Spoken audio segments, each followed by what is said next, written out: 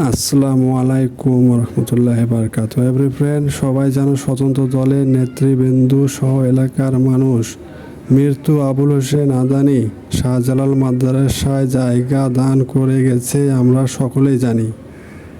শুধু জানে না, তার ছেলে নৌবাহিনীর বিশাল অফিসার কাফের নুরুজ্জামান সুজন বাবার দান করা জায়গা দলিল করে ক্রয় করে সে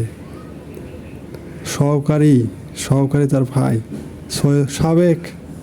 সাবেক কামারপুকুর ইউনিয়নের চেয়ারম্যান, সাবেক পৌরসভার মেম্বার কাউন্সিলর সহ এখনকার সেক্রেটারি।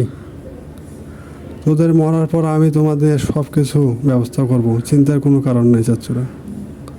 আমি নিজে কবর আমার প্রিয় চাচ্চুর স্ট্যাটু বানাবো, একটা ছবির মতো বানিয়ে দেবো, নৌবাহিনীর পোশাক সহ স্যালুট হয়ে থাকবে, এরকম একটা স্ট্যাটু বানাবো, বানিয়ে রাখে দেবো, তোমাদের সম্মান বানিয়ে রাখবো।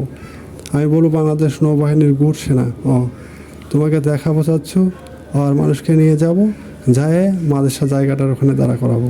এই যে দখল করে মালিক হয়েছে উনি, তার বাবার জায়গা, এই যে নৌবাহিনী অফিস আছে, এই জন্য স্ট্যাটু বানিয়ে রাখছি। আপনারা দেখেন আর ওই গল্প শুনেন, ওখানে যা দেখেন। আর আমাকে বলে তুমি পাগল, পরিবারকে অশান্তি সৃষ্টি করে টাকা খায়, আমার পিতামাতা আমার শত্রুতা হয়ে যায়,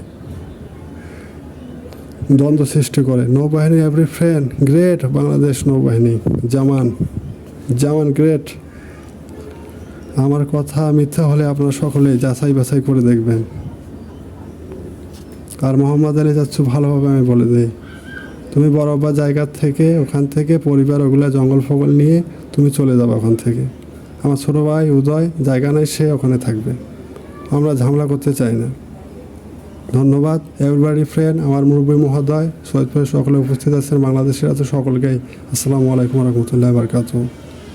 আমিন।